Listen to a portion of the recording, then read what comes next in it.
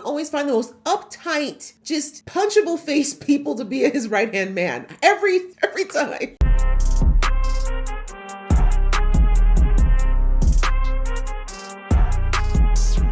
Hey guys, it's your girl Aisha, aka Geek XX Chic, and we are back with another reaction to Daredevil Born Again.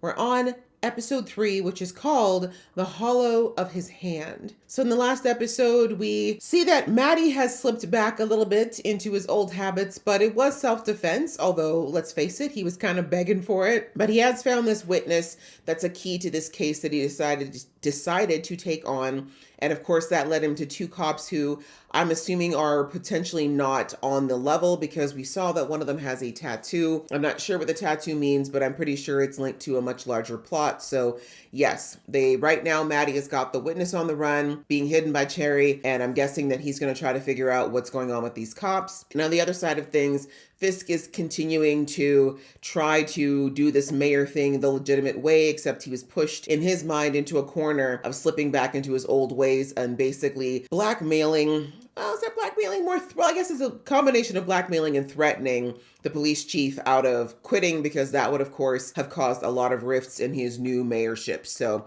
that's where we have both of our protagonists / antagonists have had to slip into places that they hoped they wouldn't have to a lot sooner than they thought. So I'm ready to jump into this episode, but just before I do, a reminder that if you'd like to be in the know of when I drop episodes, please go ahead, hit that subscribe button as well as the notification bell. All right, that out of the way, let's get into the episode right now.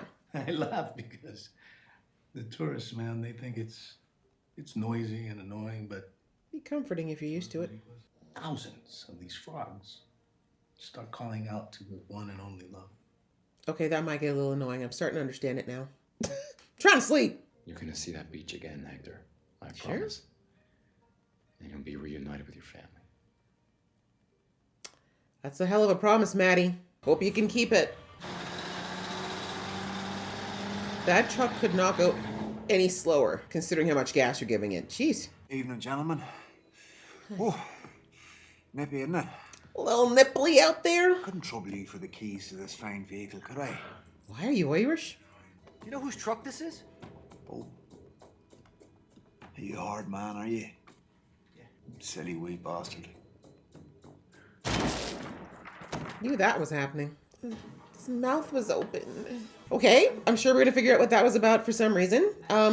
Irish gangs we haven't seen since Punisher, right? Well, no, it was actually... Sorry, no, that was Daredevil. Wilson still be eating these unseasoned eggs? Bro, it's gotta be a tastier way to lose weight. Smoothie would be better than that. I could wash 200 million through that sale. She's all about business. But I'm reaching for higher goals. Well, maybe these are the goals she's reaching for. They're misbehaving because there's no one at the head of the table. Period. Without you or me there.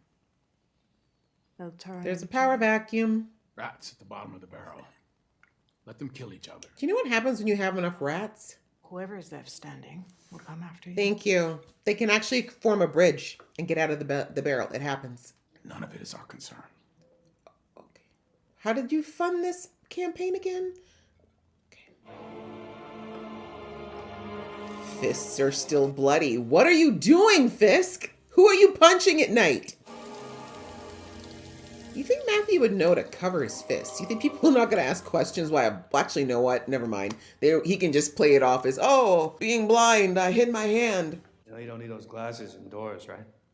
I'm sorry, are you talking to me? Who's there? Well played. Officer Powell. I already knew. I wouldn't. I'll see you in court, officer. Right? Like, I like that you knew not to even try swinging. Had your ass handed to you. Embarrassing. How many commendations of excellence have you received? 3. I got 1 for integrity and 2 for community service. Integrity? The defendant, he just came out of nowhere. He had this wild look in his eyes, and when you're a cop long enough, you know what that look The means. way the lies just roll off his tongue. Huh, to serve and protect my ass. Next thing I know, the guy just takes Cal and he just pushes him in front of the train. It was a redirection of energy. Officer Powell, I know how hard this is for you. That man has no emotions. Me What are you and Kel talking Shanahan, about? We were partners for 8 years. In crime. 8 years of beers and kids. In crime. I'm told you have a black eye. I hope everything is okay. Yeah, don't worry about it. Matthew, stop. The best cure for a black eye is fast hands. Ah!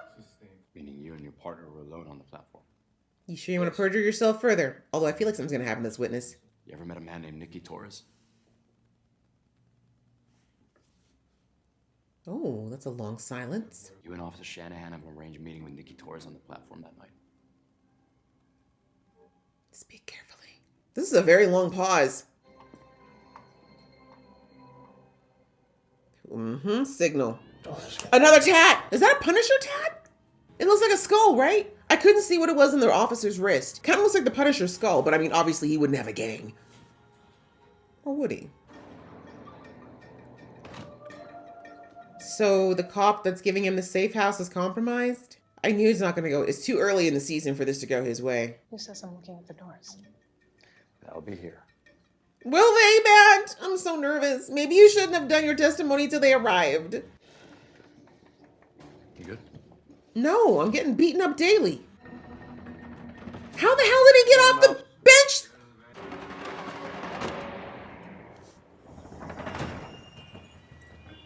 Good? Come on, let's go. Hold his hand or something. I don't like this. Thank God he was smart enough to use a decoy. Mr. Torres, is that what you were doing on the night of New Year's Eve? Were you passing along information to Officers Shanahan and Powell? Did he threaten their kids? He might not talk because of his kids. No. I was home all night. They threatened his kid. Withdraw the witness, Your Honor. Yep. Mr. Torres. As soon as I heard he had a kid, I knew it was over. They threatened his family. Their oldest gang in the book. Why does Wilson always find the most uptight, just punchable face people to be his right-hand man? Every time. We don't take orders from you, son. That's not how things work. Sir, what is this jumpsuit? How about I pay $0 to Victor and you go tell Fisk if he's got something to say to me, he can come tell me himself. I don't take orders from the mayor's errand. You know, the last man in a jumpsuit that said something about Fisk? Okay, you'll find out. So what the hell happened? Maybe the cops got to him, or they Threatened his kid. Some kind of CI registration form or a... That was record of probably payment? completely off the books. Powell did everything cash, kept it all off the books. You testify for them?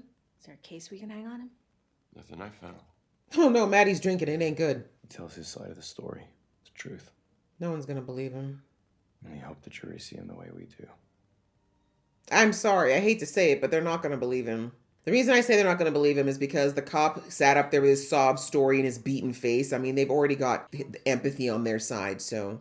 Let's not fall into a place where I don't trust you. Says the man that took off? I don't like watching everything fall apart. Tell him. Is that what it is? Chaos before a stronger peace? She don't Or is buy it it. my penance? Neither did I. You're punishing me for Adam. I'm not punishing you for You're anything. leaving me out in the cold. Ooh. Therapist is like, wait, this is the hot goss. Let me get seated. It's literally what I'm here for. The body language. Oh my gosh, the actress playing Vanessa is killing it. She's so over Wilson right now. Compared to what she was in the other series. I put a deposit down on a studio in the South Bronx. Mm-hmm. You decided to risk your own safety to help a stranger. Wasn't the first time, was it? I don't understand. You're gonna tell him about the white tiger? You intervened that night because you're a hero. Matt, don't do this. I don't know this is a good idea, Maddie. I think this is a bad idea. Objection! Objection, Your Honor. Yes, Oh, this is such a bad idea. With his wife there. But it does give you the court of public favor, maybe. Both of you, in my chamber. Look at Jerry. Cherry told him to do it. But that was kind of a low blow, Maddie. You should have warned him, although he wouldn't have agreed anyway. You conned me into suppressing this information. You lectured me about. Oh, I what's forgot right about and that. wrong. Yeah, that's true. Oh, Maddie. It's well within my Is there a wisdom. division of hypocrisy at Murdoch and All right, stop it. Hold it. Hey, I know I'm wrong, but shut up. Declare a mistrial, but it's out already, so I'd say that ship has sailed. Okay. Put me in quite a bind, Mr. Murdoch. I didn't mean to disrespect the court, Your Honor. Let me be clear. You're not going to be able to stumble into traffic court without one of them up your ass. Okay. Mr. Ayala's gonna get a fair trial. You know why? It's Puerto Rico. I mean, someone had to say it. You should have asked me first. It wasn't your secret to tell. Also know that. Just trying to keep you out of prison, buddy.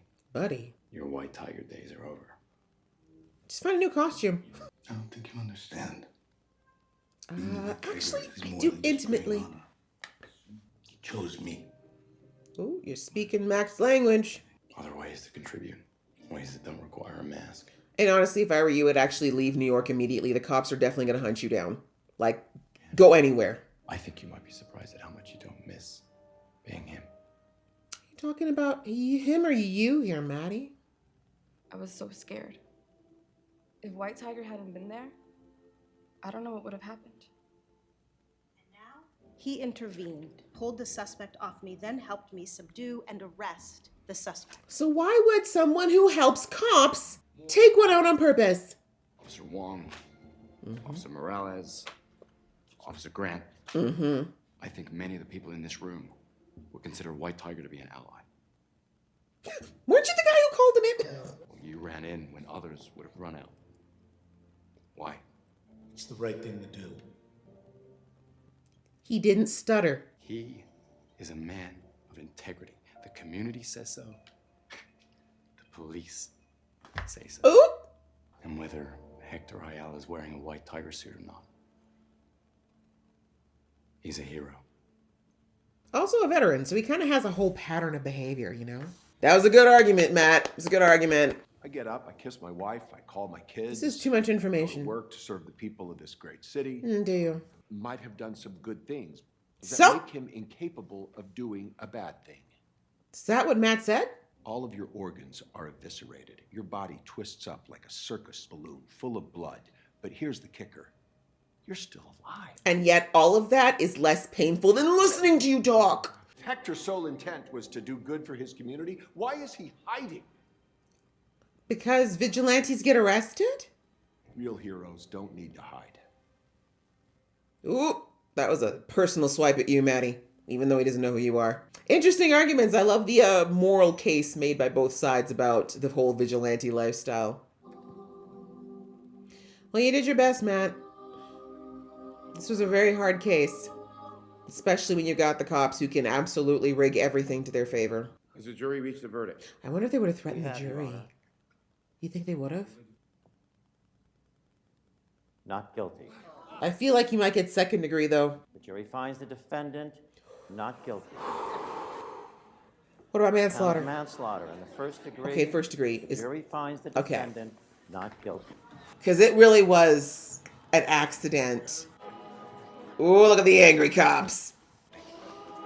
Don't celebrate too soon. Literally pack your ish and leave now. Leave the city now. I'm not even joking. Get on a plane and get out of U.S. jurisdiction because they will come for you and your family immediately. I'm serious, everybody. So now he thinks they're okay. Your friend, the journalist BB.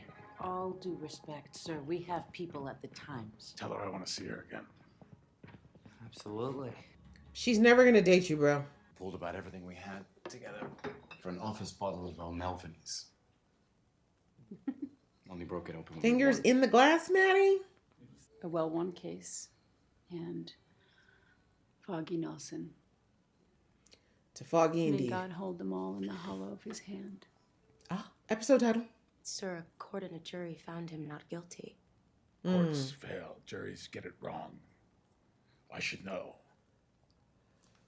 Infuriating. This man's narcissism knows no bounds.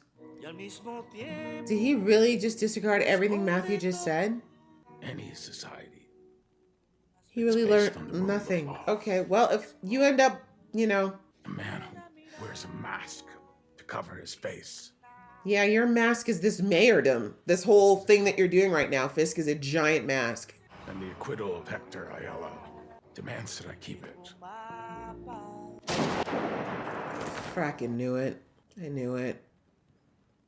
He should have known better. I don't know why he didn't listen to Matt.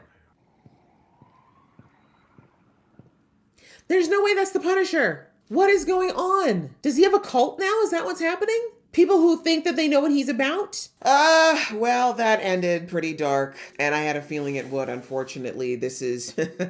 I wasn't joking in the episode when I said that Hector if he had any brains, he would grab his family and head back to Puerto Rico at the minimum, or further if he could. Someplace him and his family could disappear, because there was no way he was going to be able to walk the streets of New York. Not after getting no, unfortunately. As I said, there's been enough movies and TV shows out there that have explained what happens when people think that you have taken the life of a police officer, whether or not that police officer was on the up and up. It usually takes quite a bit to disassemble a situation like that. You need to have irrefutable proof that that police officer was not doing what they were supposed to do. Otherwise, yeah, it was never going to be a moment of peace for him. Sadly, prison probably would have been safer to some degree, especially if he had got himself into solitary. But as I said, I'm pretty certain if he had gone, he wouldn't have made it there either. So I'm sorry, Hector. You know, your good intent. You know, they said that the expression, no good deed goes unpunished. In this case, unfortunately, it's true. So anyway, that was the latest episode. And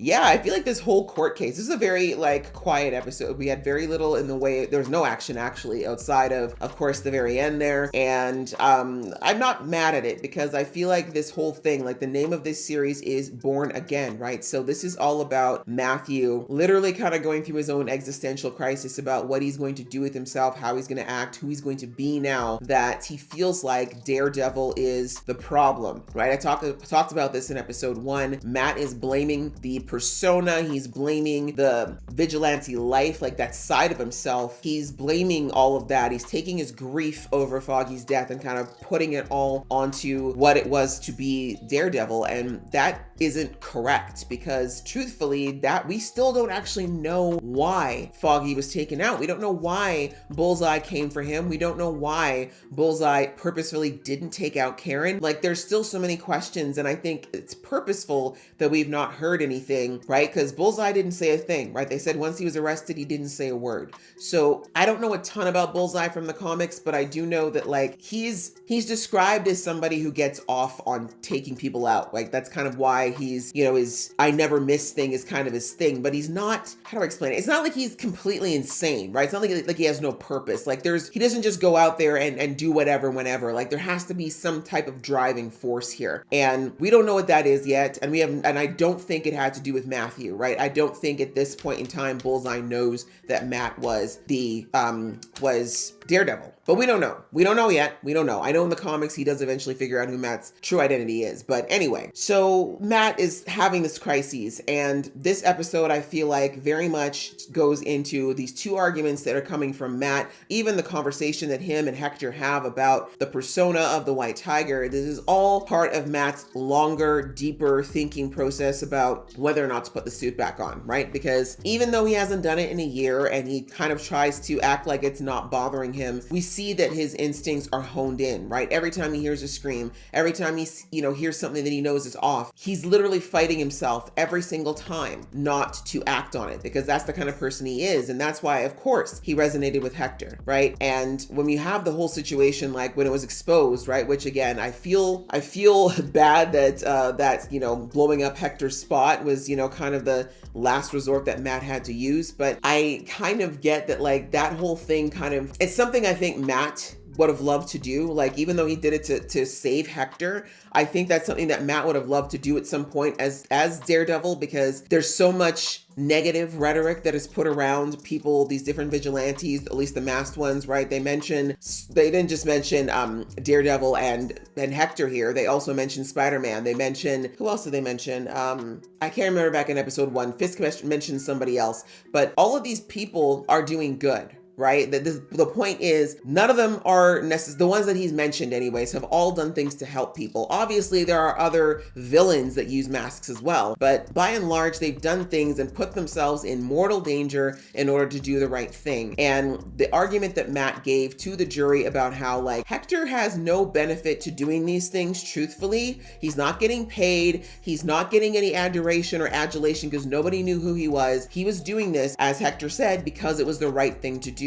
He was driven to act and do the right thing. Now, the mask was more so for his protection, because we know that vigilante justice is technically illegal, and also because I don't think he wanted people to recognize him, right? Because that's the thing that, the argument from the other was at Hochberg, him saying, oh, why do you wear a mask unless you got something to hide? Yeah, my identity, right? A, because it's illegal. B, because people, I've made enemies, right? Like when they're out here putting gangsters and stuff in prison, maybe you don't want to show your face to those people. C, they've got people that they care about that they want to protect from said enemies. But more importantly, too, is that what would it mean if they were out there doing that thing with their faces out? Would it not mean that they were looking for attention, that they were looking for adulation, that they were looking for people to fluff their ego and put them up on high? And then what would you say about them then, right? Would it not turn into, oh, you're only doing this for the fame, you're only doing this for the, you know what I'm saying? You can't win for losing. So anyway, it's kind of one of those things where I feel like Matt would have loved to do that, like just whip the mask off and be like, listen, look at all the good things I've done for you people, and yet some of you are still talking mad smack about me. But obviously he has his reasons for why he didn't. But when he did that to Hector, again, I think he knew the weight of what he was doing, because God knows he would have been hella pissed if someone had done that about him and Daredevil. But it was a Hail Mary, right? He had to do it to keep him out of prison. But in the end, Hector's not ashamed of the White Tiger. He just didn't want to be stopped. And then the conversation that they had where where Matt rightfully tells him, now that I've exposed you, you can't put that suit back on, right? Like that has to be done because now they know who you are. I mean, honestly, it's ineffective now anyway, right? They know who you are to put the mask back on.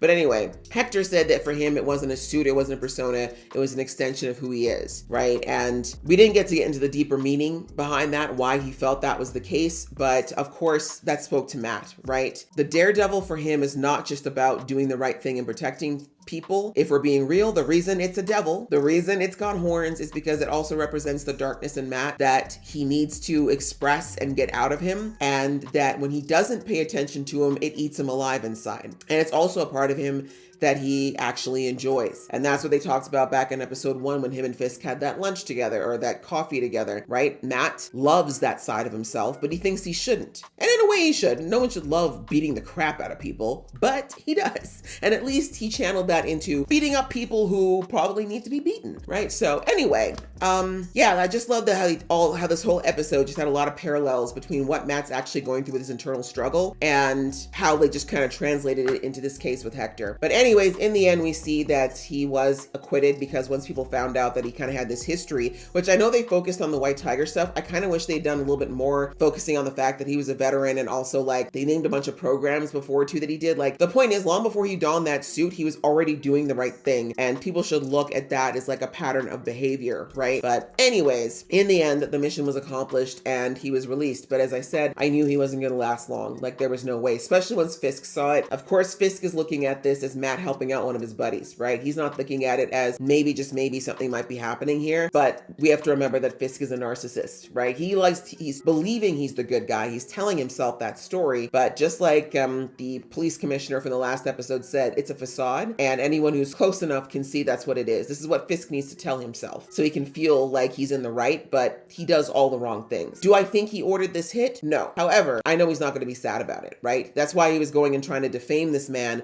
and probably would have, made sure that the cops were allowed or told that they could do what they wanted to do. So anyway, I guess we can dovetail. Actually, let's talk about really quickly the person who did take out Hector. We see that there's a skull tattoo on the cop that was in the courtroom. There's one on the wrist of the cop that's still alive. Yes, the other one that survived. And now we see that the person who took out Hector is wearing a shirt. Now this emblem, I was like, it kind of looks like the Punisher skull, but I was like, maybe not. But now seeing it on the shirt, it definitely looks like the Punisher skull. And what is that about, right? What is the question? I mean, obviously they're dropping us some big anvils that Frank is coming, but I'm very curious as to what's going on here, because Frank would never, Frank works alone first and foremost. He does not like people enough to have a cult. But what is going on? Why are these people donning it? Are they doing it to try to make Frank look bad, right? Because that could be something. Maybe Frank's messed up a lot of their business and this is their way of trying to basically get back at him. But if that was the case, they'd probably be doing a lot more. But anyways, I'm very interested as to why all these people are wearing the shirt, right? Is it, again, because they're trying to hide their actions? Is it because they genuinely look up to Frank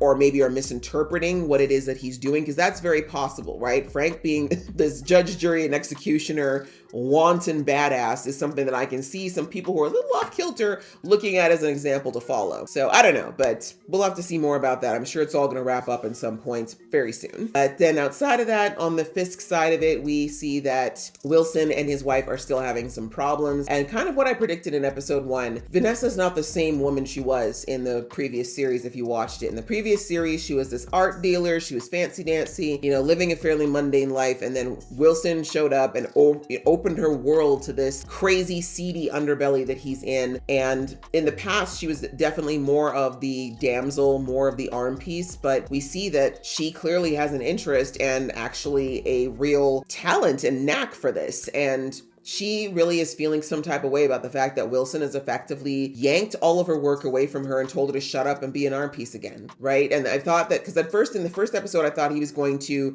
telling her that she would handle the shady operations while he operated in the light. But now that I think about it, that wouldn't work because that's his wife and everyone knows it's his wife. So he wants her to basically just sit there, right? He just wants her to come and be nothing more than just a decoration, an accessory to his dreams. And I love that they kind of showed that where, you know, when she explains what happens at the docks, like how the gangs are now getting out of hand because there's a power vacuum without Wilson there anymore, or her. And she explains like, yo, like things are going to keep getting worse if one of us is not down there smacking these kids' heads together. And Wilson basically condescends to her. Let's just make that clear. He's like, oh, poo-poo, dear. You don't have to worry don't worry your pretty little head over those hard thinking things.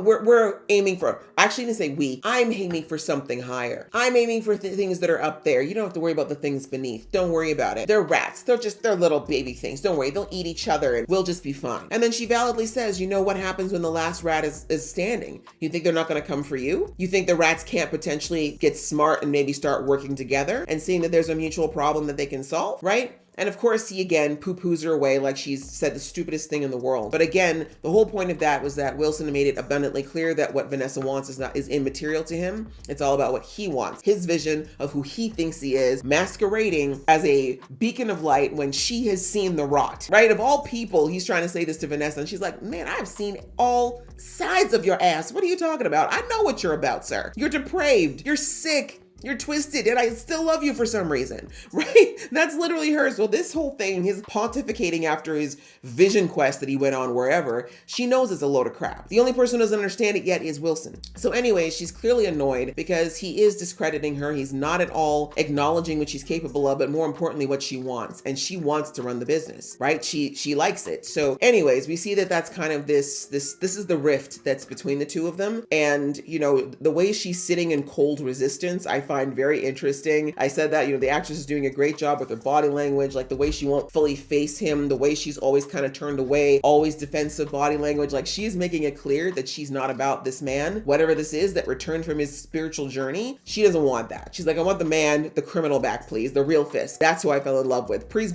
bring him back. I don't know who this is. But anyway, that's kind of what's going down with those two. And we see that she's still kind of trying to like run the business on the low, but Wilson keeps cutting her off. And whoever Adam is, we still don't know who Adam is, so I'm wondering if that was an affair or what. But either way, I do think that my girl is gonna probably be possibly key to another downfall of his, because I've seen that look on a woman's face. It's not, any man should know when a woman's real quiet like that and just kind of looks at you and just agrees. Yeah, she's plotting. No, she is plotting. That woman is plotting the way to take that man down because she does not like the way things are going. Unless Wilson decides to go back to the Wilson that she knows, or at least gives her the agency to be who she wants to be, I think that we're going to see her possibly make some side deals, you know, do a little bit of work of cutting the legs out from underneath him, but we'll have to see. But very interesting because once again, seeing Wilson, the way he pulled in BB for the article, the way he's talking, he is sliding right back into the old Wilson. He doesn't even realize it yet. But right now, while he's justifying it under his new holy crusade, he's going to just tell himself whatever he needs to believe that he's on the right track. But again, both episodes that have happened, all three now, I should say. But actually, no, Maddie was actually pretty good in this episode, but Wilson has definitely taken a few steps back from episode 1 to be closer to the Wilson that we know. And also the Knuckles. I forgot to bring up the knuckles. Wilson has had fresh bruises and scabs on his knuckles ever since he got into office. So what is going on, right? Who is he hitting? What is he hitting? Again, that violent nature he keeps talking about, how he's tamped it down. the body don't lie. Clearly that's not the case. So we'll have to see what happens with that, but I'm looking forward. I'm liking the way that they're building this. You know, it's a slow burn, and I know some people might be getting frustrated with that, but I like it because I feel like we're gonna get a really good payoff when it all is said and done. So that was another good episode. I enjoyed it. I hope you guys enjoyed watching along with me. If you did, please show some love, and I'll see you in the next one.